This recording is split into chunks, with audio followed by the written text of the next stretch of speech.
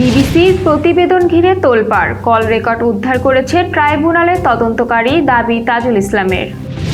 দেশের মঙ্গলের জন্যই দেশকে দ্রুত নির্বাচনের ট্র্যাকে উঠাতে হবে বললেন মির্জা ফখরুল। কেশবপুরে টানা বৃষ্টিতে হরিহর নদে 1 ফুট পানি বৃদ্ধি। মহেশপুর সীমান্তে 6 মাসে মানব চোরাচালানের সময় 1829 জন আটক। বাগেরহাটে এঞ্জিন মেটালে ডাকাতির মালামাল উদ্ধার, গ্রেপ্তার 9। সিরিজ হারের পরও র্যাঙ্কিংয়ে উন্নতি হৃদয় সাকিবের। দর্শক, গ্রামের কাগজের নিউজ ওয়ার্ল্ডে আপনাকে স্বাগত। রাতের আয়োজনে আপনাদের সাথে আছি আমি আনিকা জাহান অনামিকা। শুনছিলেন প্রধান শিরোনাম, এবার বিস্তারিত। তবে তার আগে আপডেট খবর পেতে গ্রামের কাগজের ইউটিউব চ্যানেল সাবস্ক্রাইব করুন এবং ওয়েবসাইট ভিজিট করুন, আর ফেসবুক পেজ ফলো করে রাখতেও ভুলবেন না। জুলাই আন্দোলনে গুলির নির্দেশ সংক্রান্ত অডিও রেকর্ড নিয়ে দেশজুড়ে আলোচনা সমালোচনার মধ্যে নতুন তথ্য দিয়েছেন আন্তর্জাতিক অপরাধ ট্রাইব্যুনালের চিফ প্রসিকিউটর তাজুল ইসলাম। বুধবার নিজের ফেসবুক পোস্টে তিনি দাবি করেন, বিবিসি যে কল রেকর্ডটি প্রকাশ করেছে সেটি আদতে উদ্ধার করেছে আন্তর্জাতিক অপরাধ ট্রাইব্যুনালের একজন বিশেষ তদন্ত কর্মকর্তা, বিবিসি নয়।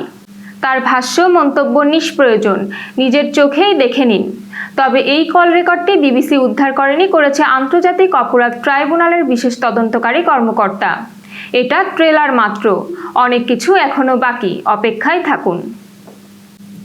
দেশের মঙ্গলের জন্যই দেশকে দ্রুত নির্বাচনের ট্র্যাকে উঠাতে হবে বলে মন্তব্য করেছেন বিএনপি মহাসচিব মির্জা ফখরুল ইসলাম আলমগীর। আজ হসপিটালে চিকিৎসাধীন বিএনপি চেয়ারপারসনের উপদেষ্টা অধ্যাপক আব্দুল কুদ্দুস ও অধ্যাপক সিরাজ উদ্দিন আহমেদকে দেখতে যান মির্জা ফখরুল। এরপর তিনি সাংবাদিকদের সঙ্গে কথা বলেন।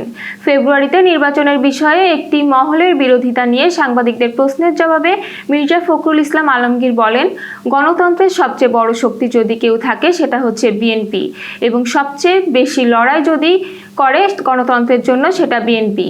বাংলাদেশে একদলীয় শাসন ব্যবস্থা থেকে বিএনপি নিয়ে এসেছে বহুদলীয় গণতন্ত্র এবং পরবর্তীকালে সংসদীয় গণতন্ত্র। দেশটাকে সবাই মিলে বাঁচাতে হবে। প্রতিটি রাজনৈতিক দলের দায়িত্ব হচ্ছে দেশকে সঠিক ট্র্যাকে ওঠানো, এবং যত দ্রুত সেটাকে ওঠানো যাবে ততই মঙ্গল। যশোর সহ আঞ্চলিক সংবাদ। যশোরের কেশবপুরে টানা বৃষ্টি ও হরিহর নদের পানি ঢুকে এলাকা প্লাবিত হতে শুরু করেছে। গত 24 ঘন্টায় হরিহর নদের কেশবপুর অংশে 1 ফুট পানি বৃদ্ধি পেয়ে বিপদসীমায় পৌঁছেছে। নদের পানি ঢুকে পৌরসভার মধ্যকুল খানপাড়া এলাকায় অত্যন্ত 20টি পরিবার পানিবন্দী হয়ে পড়েছে। ভেঙে গেছে খোজাখালী খালের স্লুইস গেটের একটি কপাট। ওই ভাঙা কপাট দিয়ে পানি উজানে ঢুকে পড়ায় কেশবপুর সদর ইউনিয়নের বিভিন্ন এলাকায় কৃষি জমি প্লাবিত হয়েছে। টানা বৃষ্টিতে উপজেলার বিভিন্ন এলাকায় আমন ধানের বীজতলা সহ 31 হেক্টর ফসল আক্রান্ত হয়েছে। বুধবার দুপুরে সরজমিন উপজেলা নির্বাহী কর্মকর্তা রেক্সোনা খাতুন খোজাখালী খালের স্লুইস গেটের এলাকা পরিদর্শন করেছেন। এদিকে ভারী বৃষ্টির কারণে উপজেলার রামচন্দ্রপুর গ্রামের আবদুল্লাহ গাজীর বসতঘরের ওপর প্রতিবেশী এক ব্যক্তির একটি বড় রেইনট্রি শিশু গাছ উপড়ে পড়ায় বসতঘরটি মাটির সাথে মিশে গেছে। ঝিনাইদহের মহেশপুরের বিভিন্ন সীমান্ত দিয়ে অবৈধভাবে ভারতে গমন এবং ভারত থেকে প্রবেশ করার সময় মানব চোরাচালান সময় 14 জন ভারতীয় নাগরিক সহ আটক 1829 জন। মহেশপুর 58 বিজিবি সূত্রে আমাদের মহেশপুর প্রতিনিধি জানিয়েছেন, গত 6 মাসে অবৈধভাবে সীমান্ত পারাপার হওয়ার সময় মহেশপুর 58 বিজিবির হাতে আটক হয়েছে 1829 জন। এর মধ্যে ভারত হতে বাংলাদেশে প্রবেশ করার সময় 846 জন, আর বাংলাদেশ হতে ভারতে গমন করার সময় 983 জনকে আটক করা হয়। তাদের বিরুদ্ধে আইনগত ব্যবস্থা নেওয়া হয়েছে। বাগেরহাটের ফকিরহাটে হামকো কোম্পানির প্রতিষ্ঠান এঞ্জিন মেটাল ইন্ডাস্ট্রিজের ডাকাতি হওয়া মালামাল উদ্ধার ও ডাকাতির সাথে জড়িত 9 জনকে গ্রেপ্তার করেছে পুলিশ।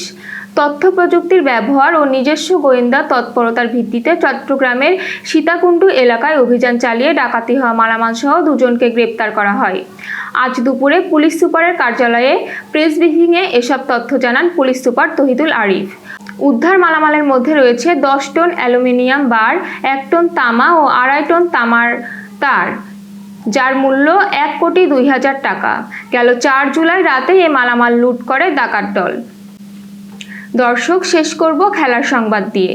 শ্রীলঙ্কার বিপক্ষে শেষ হওয়া ওয়ানডে সিরিজে দলগতভাবে খুব একটা সফল হতে পারেনি বাংলাদেশ। 3 ম্যাচের সিরিজ 2-1 ব্যবধানে হেরেছে টাইগাররা।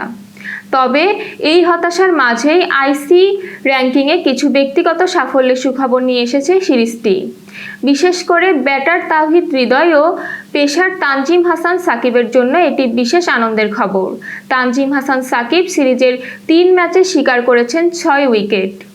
তার এই বোলিং সাফল্য থেকে বোলারদের র্যাঙ্কিংয়ের 18 ধাপে গিয়ে 92তম স্থান নিয়ে এসেছে। এছাড়া তাসকিন আহমেদ 2 ধাপে এগিয়ে এখন বোলারদের তালিকায় 26তম স্থানে অবস্থান করছেন। এই ছিল আজকের রাতের আয়োজন। এরপর সকাল 8টার খবর দেখার আমন্ত্রণ জানাচ্ছি। সেই সাথে করোনা প্রতিরোধে স্বাস্থ্যবিধি মেনে চলুন, সতর্ক হন ডেঙ্গু প্রতিরোধেও। শুভরাত্রি।